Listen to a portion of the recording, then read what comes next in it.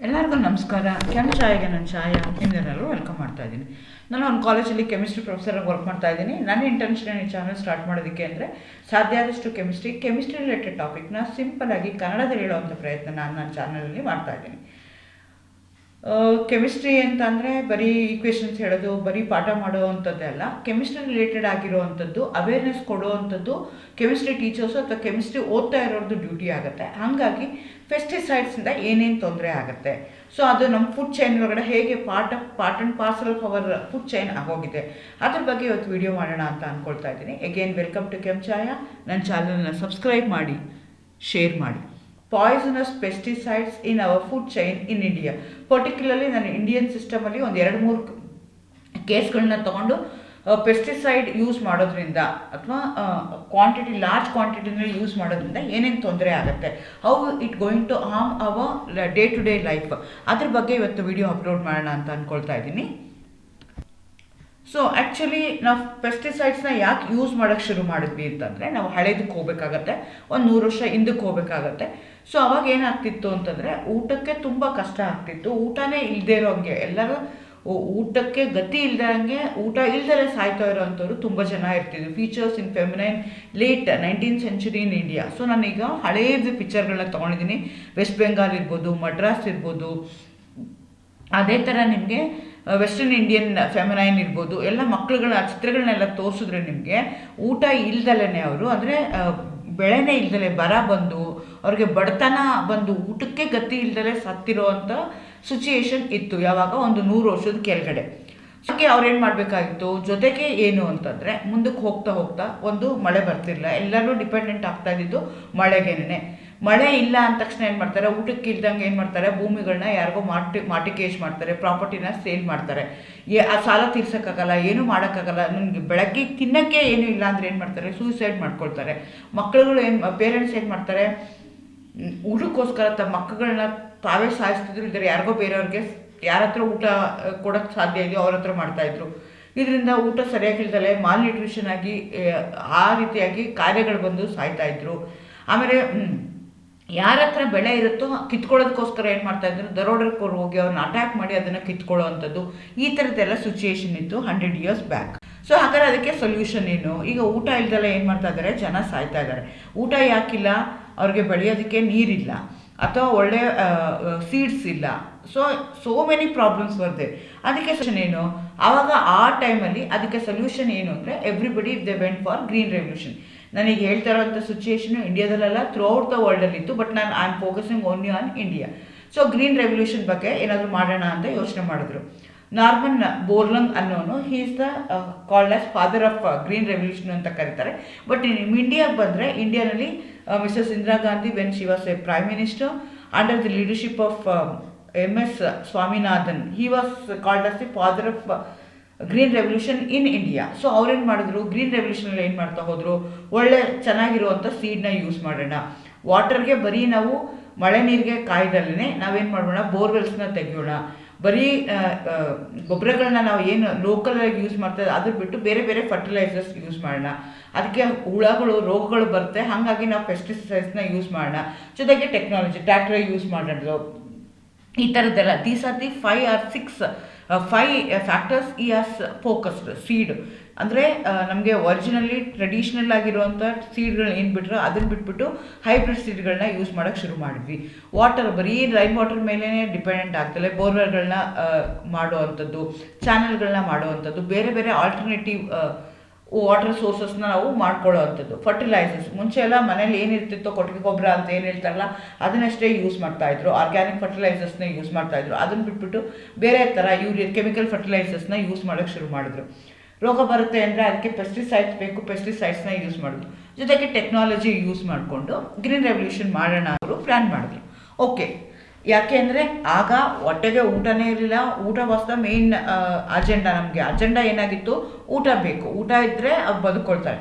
ಹಾಗಾಗಿ ಅವ್ರೇನು ಮಾಡಿದ್ರು, ಸ್ಟ್ಯಾಟಿಸ್ಟಿಕಲ್ ಡೇಟಾ ನಾನು ತೊಗೊಂಡಿರೋದಕ್ಕೋಸ್ಕರ ನಾನು library of Congress federal research division ಅದರದ್ದು ರಿಸೋರ್ಸಸ್ನ ತೊಗೊಂಡಿದ್ದೀನಿ. ಇಲ್ಲೇನು ಹೇಳ್ತಾರೆ ಅಂತಂದರೆ ರೈಸು ಮತ್ತು wheat because of the green revolution, because of the technology that we have you, because of the seed that we have used, because of the water resources, alternative water resources that we have dependent. So ಏನಾಯಿತು 1950s ಕಡಿಮೆ ಇದ್ದಿದ್ದು in terms of acres ಇದ್ದಿದ್ದೇನಾಯಿತು, rice ಮತ್ತು wheat ಏನಾಗ್ತಾ ಹೋಯಿತು, increase ಆಗ್ತಾ ಹೋಯಿತು because of the green revolution. Green revolution use ಮಾಡಿರೋದಕ್ಕೋಸ್ಕರ ಫುಡ್ ಏನಾಗ್ತಾ ಹೋಯಿತು, ಲಾರ್ಜ್ ಕ್ವಾಂಟಿಟಿನಲ್ಲಿ ಬೆಳೀತಾ ಹೋದ್ವಿ. ಅಂದರೆ ಊಟಕ್ಕೆ ಗತಿ ಇಲ್ಲದೆ ಇರೋ ಅಂಥದ್ದು, ಬೇರೆ ಮೇಲೆ ಬೇರೆ ಕಂಟ್ರಿ ಮೇಲೆ ಡಿಪೆಂಡೆಂಟ್ ಆಗುವಂಥದ್ದು ಕಡಿಮೆ ಆಗ್ತಾ ಹೋಯಿತು. That is because of the green revolution. Again science ಯಾವಾಗೂ ಅಷ್ಟೇ, ಇವತ್ತು ನಾವು ಏನೋ ಒಂದು ಪ್ರಾಬ್ಲಮ್ ಇದೆ, ಆ ಪ್ರಾಬ್ಲಮ್ಗೆ ಸೊಲ್ಯೂಷನ್ ತೊಗೊಂಡಿರ್ತೀವಿ, ಅದು ಆಲ್ಟರ್ನೇಟಿವ್ ಸೊಲ್ಯೂಷನ್ ಆಗಿರುತ್ತೆ. ಅದು ಸೊಲ್ಯೂಷನ್ ಕರೆಕ್ಟಾಗಿ ತಪ್ಪಾ ಅಂತ ನಮಗೆ ಗೊತ್ತಾಗೋದು ಯಾವಾಗ, ಆಫ್ಟರ್ 10 years ತಕ್ಷಣ ನಮಗೆ ಗೊತ್ತಾಗಲ್ಲ. ಸೊ ನಾನು 1950s ನಾವು ಅದನ್ನು ಯೂಸ್ ಮಾಡೋಕ್ಕೆ ಶುರು ಮಾಡಿದ್ವಿ. 1990s ನನಗೆ ಆಕ್ಷನ್ ಜಾಸ್ತಿ ಆಗ್ತಾ ಹೋಯ್ತು. Is that A solution? ಅದು ನನಗೆ ಸೊಲ್ಯೂಷನ್ ಕೊಡ್ತು. ನಾವು ಏನು ಗ್ರೀನ್ ರೆವಲ್ಯೂಷನ್ ಅಂತ ಹೇಳಿದ್ದು, ಅದು ಗ್ರೀನ್ ರೆವಲ್ಯೂಷನ್ ಆಯಿತಾ? ಇಲ್ಲ. ಈ ಡಯಾಗ್ರಾಮ್ನ ಕೇರ್ಫುಲ್ಲಾಗಿ ಅಬ್ಸರ್ವ್ ಮಾಡಿ ನೀವು. ಆ ಗ್ರೀನ್ ರೆವಲ್ಯೂಷನ್ ಅಂದರೆ ಏನು, 2 ಥರ ಪ್ರಾಬ್ಲಮ್ಮು. ಅವ್ನು ಕೆಳಗಡೆಯಿಂದ ಬೆಂಕಿ ಹಾಕ್ತಾ ಇದ್ದಾರೆ ರೈತನಿಗೆ, ಮೇಲ್ಗಡೆ ಅವನಿಗೆ ನೇಣು ಹಾಕ್ತಾ ಇದ್ದಾರೆ. ಸೊ ಅವನು ಐದರ್ ಈ ಗ್ರೀನ್ ರೆವಲ್ಯೂಷನ್ನಿಂದ ಅದರದ್ದು ಹಾರ್ಮ್ಫುಲ್ ಎಫೆಕ್ಟಿಂದ ಹೋಗಬೇಕಾ ಅಥವಾ ಬೆಂಕಿ ಹಾಕೋದ್ರಿಂದ ಹೋಗ್ಬೇಕಾ? ಅದರಲ್ಲಿ ಲಾಟ್ ಆಫ್ ಸೈಡ್ ಎಫೆಕ್ಟ್ಸ್ ಆಯಿತು. ಅದು ನಮ್ಗೆ ಯಾವಾಗ ಗೊತ್ತಾಯಿತು ಅಂದರೆ after 50 years, after 60 years, after 70 years we came to know that what is the problem. ಆ ತಕ್ಷಣಕ್ಕೆ ಅವತ್ತಿಗೆ ಅದು it was a good solution. But ಇವಾಗ it has lot of side effects. So food grains ಏನಾಗ್ತಾ ಹೋಯಿತು, ಜಾಸ್ತಿ ಬೆಳೀತಾ ಹೋದ್ವಿ, ನಾವು ಇಂಪೋರ್ಟ್ ಮಾಡೋಕ್ಕೆ ಶುರು ಮಾಡಿದ್ವಿ, ಯಾರ ಮೇಲೂ ಡಿಪೆಂಡೆಂಟ್ ಆಗ್ತಾ ಇರಲಿಲ್ಲ. ಓಕೆ, ಫುಡ್ ಜಾಸ್ತಿ ಸಿಕ್ತು, ಆದರೆ ನಮ್ದು ಏನಾಗ್ತಿತ್ತು, ಟ್ರೆಡಿಷ್ನಲ್ ನಾವು ಯೂಸ್ ಮಾಡ್ತಾ ಇರೋವಂಥದ್ದು ಜೆನೆಟಿಕ್ ಹೆರಿಟೇಜ್ ಇರುವಂಥ ನೇಟಿವ್ ಸೀಡ್ಸ್ ನಾವೆಲ್ಲ ಹಾಳು ಮಾಡ್ಕೊಂಡ್ವಿ because of the heavy yield variety seeds ನಾವು ಯಾವಾಗ ಯೂಸ್ ಮಾಡಿದ್ವಿ ಅಂತಂದರೆ ಹೈಬ್ರಿಡ್ ಸೀಡ್ಸ್ನ ಯೂಸ್ ಮಾಡಿ, ಕಡಿಮೆ ಸೀಡ್ಸ್ ಯೂಸ್ ಮಾಡಿ, ಜಾಸ್ತಿ ಬೆಳೆ ಬರೋವಂಥದ್ದು ಯೂಸ್ ಮಾಡೋದಕ್ಕೋಸ್ಕರ ಅದನ್ನು ಯೂಸ್ ಮಾಡೋದ್ರಿಂದ ಜೆನೆಟಿಕಲಿ ನಾವು ಯೂಸ್ ಮಾಡ್ತಾ ಇದ್ದಿದ್ದು, ಹೆರಿಟೇಜಲ್ಲಿ ನಮಗೆ ಸಿಗ್ತಾ ಇದ್ದಿದ್ದು ನೇಟಿವ್ ಸೀಡ್ಸ್ ಏನಿತ್ತಲ್ಲ ಅದೆಲ್ಲ ಡಿಸ್ಟ್ರಾಯ್ ಆಗೋಯ್ತು. ಈಗ ಹುಡ್ಕಿದ್ರೂ ಅದು ಸಿಕ್ಕೋದೇ ಇಲ್ಲ, ಆ ರೀತಿಯಾಗಿದೆ. ಫರ್ಟಿಲೈಸರ್ಸ್ ಎಕ್ಸೆಸಿವ್ ಯೂಸ್ ಮಾಡಿದ್ವಿ, ಆಮೇಲೆ ಫರ್ಟಿಲೈಸರ್ ಜಾಸ್ತಿ ಯೂಸ್ ಮಾಡಿದ್ವಿ, ಪೆಸ್ಟಿಸೈಡ್ಸ್ ಯೂಸ್ ಮಾಡಿದ್ವಿ, ವಾಟರ್ ಎಲ್ಲ ಸಿಕ್ತು, ಆದರೆ ನ್ಯಾಚುರಲ್ ಕ್ಯಾಪಿಟಲ್ ಡಿಗ್ರೇಡೇಷನ್ ಆಗ್ತಾ ಹೋಯಿತು. It was not A green, it was at that time it's solution, but now we came to know that there is a lot of degradation in the nature. Food production increase ಆಗ್ತಾ ಇದೆ, ಅದೇ biodiversity loss ಆಗ್ತಾ ಇದೆ, soil fertility ಕಡಿಮೆ ಆಗ್ತಾ ಇದೆ, ವಾಟರ್ದು quality ಕಡಿಮೆ ಆಗ್ತಾ ಇದೆ, ಏರ್ ಪೊಲ್ಯೂಷನ್ ಜಾಸ್ತಿ ಆಗ್ತಾ ಇದೆ, human health it's at risk. So ಇಷ್ಟೆಲ್ಲ ಪ್ರಾಬ್ಲಮ್ ಆಯಿತು. We came to know at that point it was a solution, but now we know that it is not the solution. Biodiversity ಅಂದರೆ land ಆಯಿತು, degradation ಆಯಿತು, gross lands, forest, wetlands ಎಲ್ಲ ಹಾಳು ಮಾಡಿದ್ವಿ ನಾವು. Fish ಎಲ್ಲ ಪೆಸ್ಟಿಸೈಡ್ ನೀರೊಳಗಡೆ ಹೋಗೋದಕ್ಕೋಸ್ಕರ ಅಕ್ವಾಟಿಕ್ ಅನಿಮಲ್ಸ್ ಎಲ್ಲ ಹಾಳಾಗಿ ಹೋಗ್ತಾ ಹೋಯಿತು. ವೈಲ್ಡ್ ಪ್ರಿಡೇಟರ್ಸ್ ಅದು ಏನಿತ್ತಲ್ಲ ನಮ್ಮದು ಫುಡ್ ಚೈನ್ ಅಂತ ಏನಿರ್ತಲ್ಲ ಅದನ್ನೆಲ್ಲ ನಾವು ಲಾಸ್ ಮಾಡ್ಕೊಂಡ್ವಿ. ಪೆಸ್ಟಿಸೈಡ್ಸ್ ಎಲ್ಲ ಯೂಸ್ ಮಾಡೋದಕ್ಕೋಸ್ಕರ ಆ ಪೆಸ್ಟಿಸೈಡ್ನ ತಿಂದು ಬದುಕ್ತಾ ಇದ್ದಂಥ ಜೀವಿಗಳು ಯಾವುದಿದ್ವೋ, ಸರಿ ಆರ್ಗ್ಯಾನಿಸಮ್ಸ್ ಅಂದರೆ ಆ ಹುಳುಗಳು ಏನು ಹಾಕ್ತಿತ್ತಲ್ಲ ಅದು ತಿಂದು ಬೆಳೀತಾ ಇದ್ದಂಥ ಎಷ್ಟೊಂದು ಆರ್ಗ್ಯಾನಿಸಮ್ಗಳು ಲಾಸ್ ಆಗ್ತಾ ಹೋಯಿತು. ಸೊ ಹಾಗಾಗಿ ಏನಾಯಿತು, ನಮಗೆ ಜೆನೆಟಿಕಲಿ ಡೈವರ್ಸಿಟಿ ವೈಲ್ಡ್ ಕ್ರಾಪ್ ಏನಿತ್ತಲ್ಲ ಅವೆಲ್ಲ ಏನಾಗ್ತಾ ಹೋಯಿತು, ಮಾನೋಕಲ್ಚರ್ ಸ್ಟ್ರೈನ್ಸ್ ಆಗಿ ಕನ್ವರ್ಟ್ ಆಗ್ತಾ ಹೋಯಿತು. ಸಾಯಿಲ್ ಅಂದರೆ ಎರೋಷನ್ ಆಯಿತು, ಫರ್ಟಿಲಿಟಿ ಕಡಿಮೆ ಆಯಿತು, ಸ್ಯಾಲನೈಸೇಷನ್ ಆಯಿತು, ಅಂದರೆ ಸಾಲ್ಟ್ ಕ್ವಾಂಟಿಟಿ ಜಾಸ್ತಿ ಆಗ್ತಾ ಹೋಯಿತು, ವಾಟರ್ ಲಾಕಿಂಗ್ ಆಯಿತು, ಡೆಸರ್ಟಿಫಿಕೇಷನ್ ಆಗ್ತಾ ಹೋಯಿತು, ಸಾಯಿಲ್ ಎರೋಷನ್ ಆಗಿರೋದ್ರಿಂದ. ವಾಟರ್ ಅಂದರೆ ವಾಟರ್ ವೇಸ್ಟ್ ಆಯಿತು. ನೆಕ್ಸ್ಟು ಎಕ್ವಿಫೈಯರ್ ಡಿಪ್ಲೀಷನ್ ಆಗ್ತಾ ಹೋಗ್ತಾ ಇದೆ. ನೆಕ್ಸ್ಟು ಏನಾಗ್ತಾ ಇದೆ, ಮುಂಚೆ ಅಂದರೆ ನೀವು ಕೇಳಿರ್ಬೋದು ಬೋರೆಲ್ಲ ತೆಗೆಸಿದಾಗ ತುಂಬ ಬೇಗ ಸಿಗ್ತಿತ್ತು, ಈಗ ಎಷ್ಟು ಕೆಳಗಡೆಗೆ ಹೋದ್ರೂ ಬೋರ್ ಸಿಗ್ತಾ ಇಲ್ಲ. ಸೊ ಆ ಗ್ರೌಂಡ್ ವಾಟರ್ ಲೆವೆಲ್ ಏನಿದೆಯಲ್ಲ ಅದೆಲ್ಲ ಏನಾಗ್ತಾ ಇದೆ, ಕೆಳಗಡೆ ಆಗ್ತಾ ಇದೆ. ಅದರೊಳಗಡೆನೂ ಏನಾಗ್ತಾ ಇದೆ, ನಮ್ಮದು ಪೆಸ್ಟಿಸೈಡ್ಸು, ಫರ್ಟಿಲೈಸರ್ಸು ಎಲ್ಲ ಹೋಗ್ತಾ ಇದೆ. ಲೇಕ್ಸು, ರಿವರ್ಸು ಅದೆಲ್ಲ ಹಾಳಾಗಿ ಹೋಗ್ತಾ ಇದೆ. ಹಾಗಾಗಿ ನಮ್ಮದು ಲೈಫ್ ಸ್ಟಾಕ್ ವೇಸ್ಟೇಜಸ್ ಎಲ್ಲ ನಾವು ಅದರೊಳಗಡೆ ಹಾಕ್ತಾ ಇದ್ವಿ. All these are problems with related to using of fertilizers are the adaptation of the green revolution. ಗ್ರೀನ್ ರೆವಲ್ಯೂಷನಲ್ಲಿ ನಾವು ಏನೇನು ಯೂಸ್ ಮಾಡ್ಕೊಂಡ್ವಿ, ಆಲ್ಟರ್ನೇಟಿವ್ ಸೋರ್ಸಸ್ ಆಫ್ ಸೀಡ್ನ ಚೆನ್ನಾಗಿ ಯೂಸ್ ಮಾಡಿದ್ವಿ, ಫರ್ಟಿಲೈಸರ್ಸು, ಪೆಸ್ಟಿಸೈಡ್ಸು ಅದೆಲ್ಲ ಯೂಸ್ ಮಾಡಿದ್ವಿ. ಅದರಿಂದ ಏನಾಗ್ತಿದೆ ಅಂದರೆ ಏರ್ ಪೊಲ್ಯೂಷನ್ ಆಗ್ತಾ ಇದೆ, ಗ್ರೀನ್ ಹೌಸ್ ಗ್ಯಾಸಸ್ ಜಾಸ್ತಿ ಆಗ್ತಾ ಇದೆ, ಫಾಸಿಲ್ ಫ್ಯೂಯಲ್ ಯೂಸ್ ಜಾಸ್ತಿ ಆಗ್ತಾ ಇದೆ, so many things. Pesticide sprays ಇಂದ ಪ್ರಾಬ್ಲಮ್ ಆಗ್ತಾ ಇದೆ, bleaching the green house gases, methane kettle ಇದೆ, ಎಲ್ಲದಕ್ಕಿಂತ ಅಫೆಕ್ಟ್ ಆಗ್ತಾ ಇರುವಂಥದ್ದು, ರಿಸ್ಕ್ ಇರುವಂಥದ್ದು ನಮಗೆ ಹ್ಯೂಮನ್ ಹೆಲ್ತ್ ಇರ್ಬೋದು. ಸೊ ಹಂಗಾಗಿ ನಿಮಗೆ ವಾಟ್ರಲ್ಲಿ, ಫುಡ್ಡಲ್ಲಿ, ಏರಲ್ಲಿ ಪೆಸ್ಟಿಸೈಡ್ಸ್ ಆಲ್ರೆಡಿ ಸೇರ್ಕೊಂಬಿಟ್ಟಿದೆ, ಕಂಟ್ಯಾಮಿನೇಷನ್ ಆಗ್ತಿದೆ. ಸೊ ಬ್ಯಾಕ್ಟೀರಿಯಲ್ ಕಂಟ್ಯಾಮಿನೇಷನ್ ಆಗ್ತದೆ, nitrates in the drinking water. So ಹೇಳ್ತಾ ಹೋದರೆ ನ್ಯೂಮರಸ್, ನನಗೆ ಸ್ಲೈಡಲ್ಲಿ ಜಾಗ ಇಲ್ಲ ಅಂತ I put only few things. ಈ ರೀತಿಯಾಗಿ ನಿಮಗೆ ಬೇಕಾದಷ್ಟು ಪ್ರಾಬ್ಲಮ್ಗಳು ಬರ್ತಾ ಹೋಗ್ತಿದೆ. ಪೆಸ್ಟಿಸೈಡ್ ಅಜಾರ್ಡ್, ನಾನೀಗ ಇದರಲ್ಲಿ ಗ್ರೀನ್ ರೆವಲ್ಯೂಷನ್ದು ಅಡ್ವಾನ್ಸ್ ಎಫೆಕ್ಟು ಅಗೇನ್ ನಾನು ಹೇಳ್ದಂಗೆ ನಾವು ನೇಟಿವ್ ಸೀಡ್ಸ್ನ ಕಳ್ಕೊಂಡ್ವಿ. ವಾಟರ್ದು ಪ್ರಾಬ್ಲಮ್ ಏನಾಗ್ತದೆ ಅದನ್ನೆಲ್ಲ 5 ಫ್ಯಾಕ್ಟರ್ಸ್ ತೊಗೊಳಲ್ಲ, ಆದರೆ ನಾನು I am going to concentrate only on 1 factor, pesticides ಬಗ್ಗೆ ನಾನು ಹಾಕ್ತಾ ಹೋಗ್ತೀನಿ. ಈ ಪೆಸ್ಟಿಸೈಡ್ಸ್ ಹೇಗೆ ಅಂದರೆ ಟೈಮ್ ಬಾಂಬ್ ಇಟ್ಟಂಗೆ, ನಮ್ಮ ಮಧ್ಯದಲ್ಲಿ ಟೈಮ್ ಬಾಂಬ್ ಇಟ್ಟಂಗೆ ಅದೇನಾಗ್ತದೆ, ಪಟ ಪಟ ಪಟ ಪಟ ಅಂತ 1 ನಿಮಿಷ ಇದೆ, 60 ಸೆಕೆಂಡ್ ಇದೆ, 59 ಸೆಕೆಂಡ್ ಇದೆ ಅಂತ ಹೇಗೆ ಅದು ಹೇಳ್ತಾ ಹೋಗುತ್ತಲ್ಲ ಹಾಗೆ.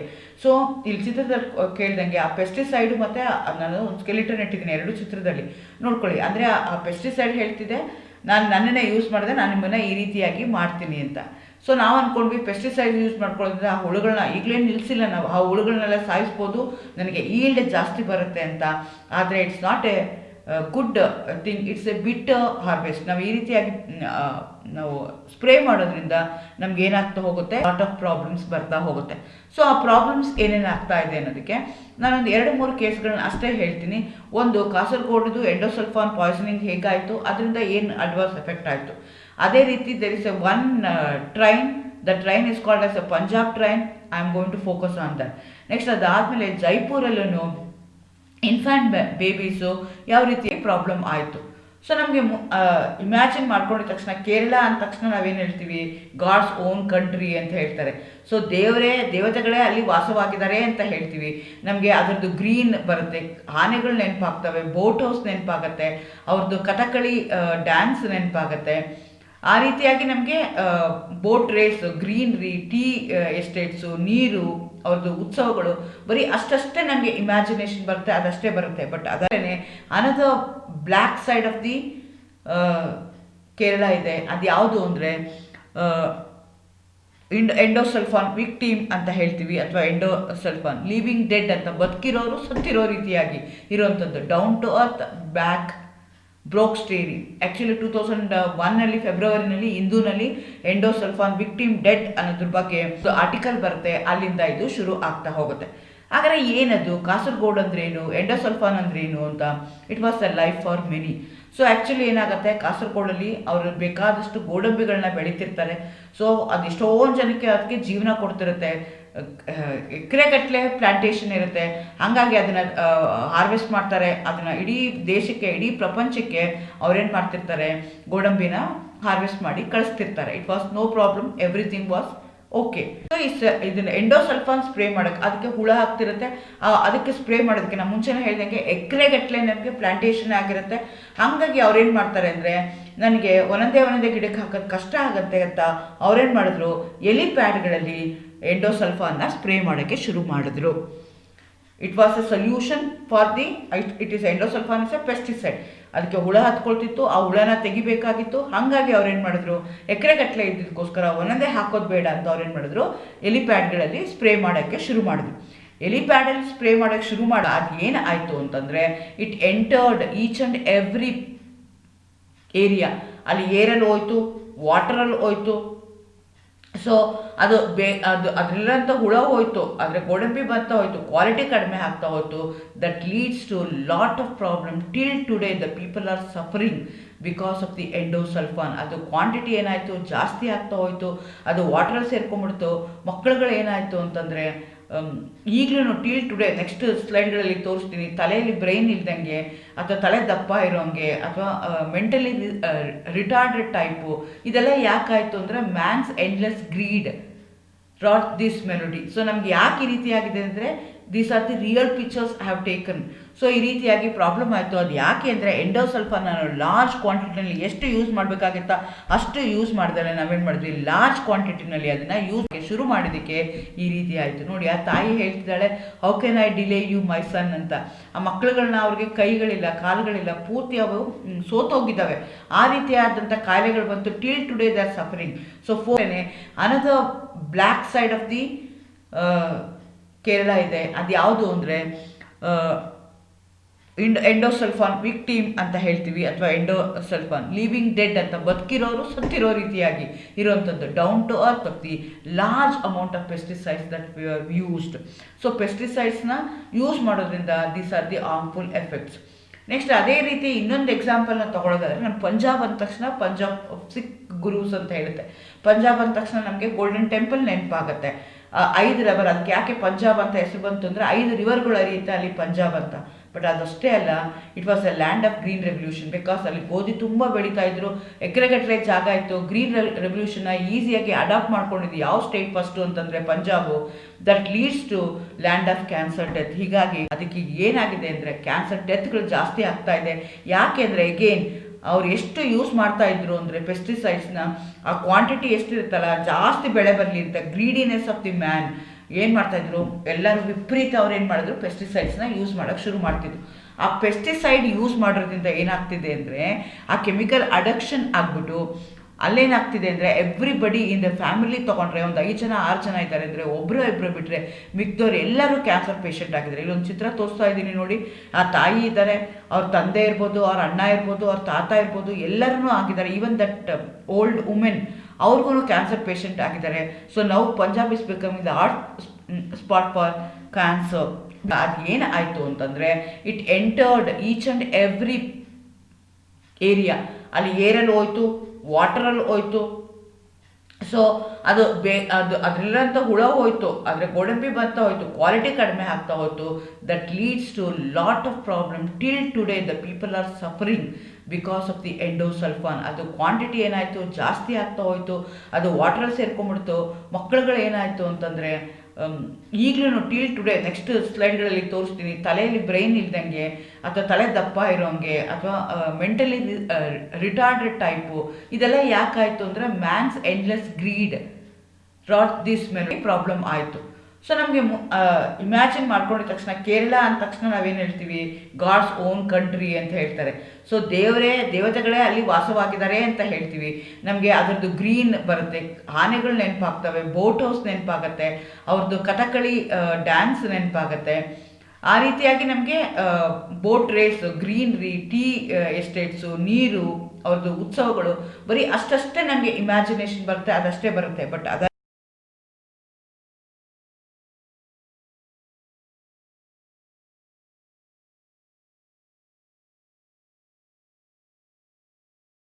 ಪೆಸ್ಟಿಸೈಡ್ಸ್ ಯೂಸ್ ಮಾಡೋದ್ರಿಂದ ಈ ರೀತಿಯಾಗಿ ತೊಂದರೆ ಆಗ್ತಾ ಇದೆ. ಓಕೆ, ನಮಗೆ ಫಸ್ಟು ಊಟ ಇರಲಿಲ್ಲ, ಅದಕ್ಕೆ ಸೊಲ್ಯೂಷನ್ ಅಂತ ಏನು ಮಾಡಿದ್ವಿ, we went to green revolution. Green ರೆವಲ್ಯೂಷನ್ನು ಓಕೆ, ಇಟ್ ಫುಡ್ನ ಕೊಡ್ತು, ನಮಗೆ ಪಾವರ್ಟಿನ ಅಥವಾ ಫುಡ್ ಪ್ರೊಡಕ್ಷನ್ನ ಜಾಸ್ತಿ ಮಾಡ್ತು.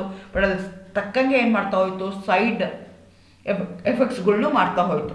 ಈಗ ಅದಕ್ಕೆ ಸೊಲ್ಯೂಷನ್ ಏನು, ನಮ್ಗೆ ಈ ರೀತಿಯಾಗಿ ಪೆಸ್ಟಿಸೈಡ್ ಯೂಸ್ ಮಾಡ್ತಾರಿಂದ ಬೇಕಾದಷ್ಟು ತೊಂದರೆಗಳಾಗ್ತಾ ಇದೆ.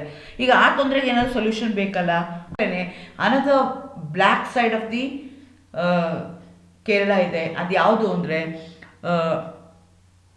ಎಂಡೋಸಲ್ಫಾನ್ ವಿಕ್ಟಿಮ್ ಅಂತ ಹೇಳ್ತೀವಿ, ಅಥವಾ ಎಂಡೋಸಲ್ಫಾನ್ ಲಿವಿಂಗ್ ಡೆಡ್ ಅಂತ, ಬದುಕಿರೋರು ಸತ್ತಿರೋ ರೀತಿಯಾಗಿ ಇರುವಂಥದ್ದು. Down to earth back broke story. Actually 2001 ಫೆಬ್ರವರಿನಲ್ಲಿ ಹಿಂದೂನಲ್ಲಿ ಎಂಡೋಸಲ್ಫಾನ್ ವಿಕ್ಟಿಮ್ ಡೆಡ್ ಅನ್ನೋದ್ರ ಬಗ್ಗೆ ಬೇಕಾಗತ್ತೆ. ಹಾಗಾದ್ರೆ ಸೊಲ್ಯೂಷನ್ ಏನು, again we should go for organic farming. Organic farming ಅಂದ್ರೇನು, ಬಯೋಡಿಗ್ರೇಡಬಲ್ ಆಗುವಂಥದ್ದು, ಯಾವುದೇ ಹಾರ್ಮ್ ಮಾಡದೇ ಇರೋವಂಥದ್ದು, ಸಿಂಥೆಟಿಕ್ ಫರ್ಟಿಲೈಸರ್ಸ್ನ ಯೂಸ್ ಮಾಡದೇ ಇರೋವಂಥದ್ದು, ಆ ಥರದಕ್ಕೆ ನಾವೇನಂತ ಕರಿತೀವಿ, ಫರ್ಟಿಲೈಸರ್ಸ್, ಆರ್ಗ್ಯಾನಿಕ್ ಫಾರ್ಮಿಂಗ್ ಅಂತ ಹೇಳ್ತೀವಿ. ಇದು ಯಾಕೆ ಮಾಡಬೇಕು, to restore the natural resource. ನಾವು ಹೇಳ್ದಂಗೆ ಆಲ್ರೆಡಿ ನ್ಯಾಚುರಲ್ ರಿಸೋರ್ಸಸ್ನ ನಾವು ನೀರಿರ್ಬೋದು, ಲ್ಯಾಂಡ್ ಇರ್ಬೋದು, ಸಾಯಿಲ್ ಇರ್ಬೋದು, ಹ್ಯೂಮನ್ ಹೆಲ್ತ್ ಇರ್ಬೋದು, ಎಲ್ಲನೂ ಹಾಳು ಮಾಡಿದ್ವಿ. ಮತ್ತೆ ಅದನ್ನ ಏನು ಮಾಡಬೇಕು, ವಿ ಹ್ಯಾವ್ ಟು ರಿಸ್ಟೋರ್, ಮತ್ತೆ ಅದನ್ನು ವಾಪಸ್ ತೊಗೊಂಬರ್ಬೇಕು to safeguard our environment. ನಮ್ಮ ಎನ್ವೈರನ್ಮೆಂಟ್ನ ಸೇಫ್ ಮಾಡಬೇಕಾಗತ್ತೆ. ಆ ಫುಡ್ ಚೈನ್ದು ಫುಡ್ ಪಿರಮಿಡ್ ಏನಿತ್ತಲ್ಲ ಅದನ್ನು ನಾವು ರಿಸ್ಟೋರ್ ಮಾಡ್ಕೋಬೇಕಾಗತ್ತೆ, ಅದನ್ನೆಲ್ಲ ನಾವು ವಾಪಸ್ ಮಾಡ್ಕೋಬೇಕಾಗತ್ತೆ. Pesticide free vegetables, fruit, spices, commodities, ಇದನ್ನೆಲ್ಲ ನಾವೇನು ಮಾಡ್ಕೋಬೇಕು, ಸ್ಪೈಸಸ್ಸು, ಇದನ್ನೆಲ್ಲ ನಾವು ಬೆಳ್ಕೋಬೇಕಾಗತ್ತೆ. Organic or ecological farming has been observed to be feasible in long run in terms of soil fertility, stability of the crop yields and economy. So ಇವತ್ತಿನ ನೋಡ್ದಲ್ಲೇ ಇನ್ನು 10 ವರ್ಷಕ್ಕೆ ಏನಾಗುತ್ತೆ, ನನ್ನ ಲ್ಯಾಂಡ್ ಏನಾಗುತ್ತೆ ಅದನ್ನು ನೋಡಿ ಶುರು ಮಾಡಿದ್ದಕ್ಕೆ ಈ ರೀತಿ ಆಯಿತು. ನೋಡಿ, ಆ ತಾಯಿ ಹೇಳ್ತಿದ್ದಾಳೆ, how can I delay you my son ಅಂತ. ಆ ಮಕ್ಕಳುಗಳನ್ನ ಅವ್ರಿಗೆ ಕೈಗಳಿಲ್ಲ, ಕಾಲುಗಳಿಲ್ಲ, ಪೂರ್ತಿ ಅವು ಸೋತೋಗಿದ್ದಾವೆ. ಆ ರೀತಿಯಾದಂಥ ಕಾಯಿಲೆಗಳು ಬಂತು. Till today they are suffering. So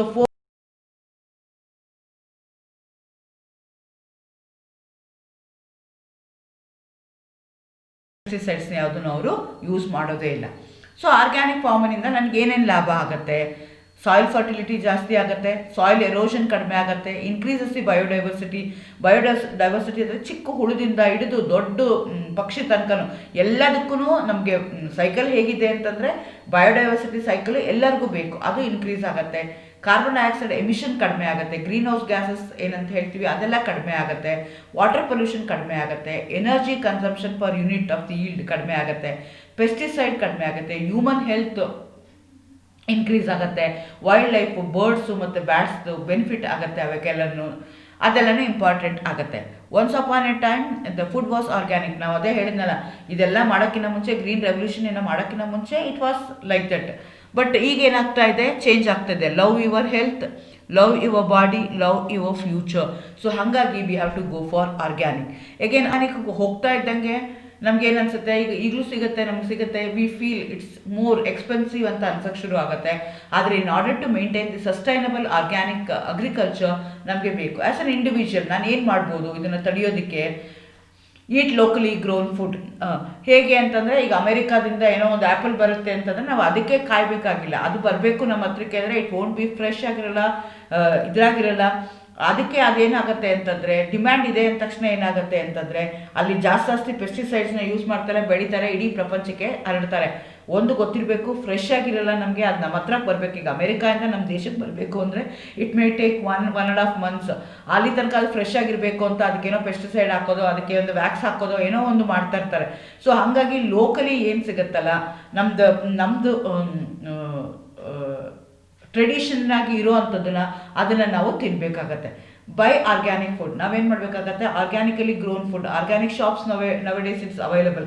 but ನಾವು ವಿಲ್ ಹ್ಯಾವ್ ಎ ಡೌಟ್, ಅದು ಬೆಲೆ ಜಾಸ್ತಿ ಆಗಿದೆ, ಅವ್ನು ನಿಜವಾಗ್ಲೂ ಆರ್ಗ್ಯಾನಿಕ್ ಆಗಿ ಬೆಳೆದಿದ್ದಾನಾ ಇಲ್ವಾ? But we have to support those people who are growing organically. ಆವಾಗ ನಮ್ಗೆ ಏನಾಗುತ್ತೆ, ಇದನ್ನೆಲ್ಲ ಎವ್ರಿಬಡಿ ವಿಲ್ ಸ್ಟಾರ್ಟ್. ಯಾರು ಈಗ ಅವ್ನು ಬೆಳೀತಿದ್ದಾನೆ, ತೊಗೊಳ್ಳಿಲ್ಲ ಅಂದರೆ ಏನು ಮಾಡ್ತಾನೆ, again he'll go back to the old ಮೆಥಡ್ಗೆ ಹೋಗ್ತಾನೆ. ಹಾಗಾಗಿ ಏನು ಮಾಡಬೇಕು, everybody we should as an individual we should buy only the organic things. Compost food, compost ಇರೋವಂಥದ್ದು ನಮಗೆ ಮನೇಲಿ ಬರೋವಂಥದ್ದನ್ನ ಫುಡ್ ವೇಸ್ಟ್ನ ನಾವು ಕಾಂಪೋಸ್ಟ್ ಆಗಿ ಕನ್ವರ್ಟ್ ಮಾಡ್ಕೋಬೇಕಾಗತ್ತೆ. ಸೊ ಹಾಗಾಗಿ ನಾವು ಆರ್ಗ್ಯಾನಿಕಲಿ ಬೆಳೆಯುವಂಥದ್ದು ಫಾರ್ಮರ್ಸ್ಗೆ ನಾವೇನು ಮಾಡಬೇಕಾಗತ್ತೆ, ಸಪೋರ್ಟ್ ಮಾಡಬೇಕಾಗತ್ತೆ in order to maintain the sustain organic agriculture. ಹಾಗಾದರೆ ಇದರಲ್ಲಿ ಏನು ಪ್ರಾಬ್ಲಮ್ ಇಲ್ವಾ, ಲಿಮಿಟೇಷನ್ಸ್ ಇಲ್ವಾ? ಆರ್ಗ್ಯಾನಿಕ್ ಫಾರ್ಮಿಂಗಲ್ಲೂ ಲಿಮಿಟೇಷನ್ಸ್ ಇದೆ. ಸ್ಲೋ ಆಗುತ್ತೆ, ಪ್ರೊಡಕ್ಟಿವಿಟಿ ಹೂಯಿ ಅಂತ ಬರೋದಿಲ್ಲ. ಆಮೇಲೆ ಇನ್ಅಡಿಕ್ವೇಟ್ ಸಪ್ಲೈ ಆಫ್ ದಿ ಸೀಡ್ಸ್ನ ಮುಂಚೆನೇ ಹೇಳ್ದಂಗೆ ನಮ್ಮದು ಜೆನೆಟಿಕಲಿ ನೇಟಿವ್ ಸೀಡ್ಸ್ ಎಲ್ಲ ಹಾಳಾಗೋಗಿದೆ, ರಿಕವರ್ ಮಾಡ್ಕೋಬೇಕು. Again we have to dependent on seeds for other things. Lack of effective production of alternatives production ನಾವು ಏನು ಮಾಡ್ಕೋಬೋದು ಅಂತ ನೋಡ್ಕೋಬೇಕಾಗತ್ತೆ. Lack of marketing linkages. So ಹಾಗಾಗಿ ಆರ್ಗ್ಯಾನಿಕ್ ಫಾರ್ಮಿಂಗು ಈಗ ಗ್ರೋ ಆಗ್ತಾ ಇದೆ, but it has its own limitations. Okay, so what we can do, we have to join our hands in order to protect the environment, in order to protect the biodiversity, in order to protect our health. ನಾವೇನು ಮಾಡ್ಕೋಬೇಕು, we have to join.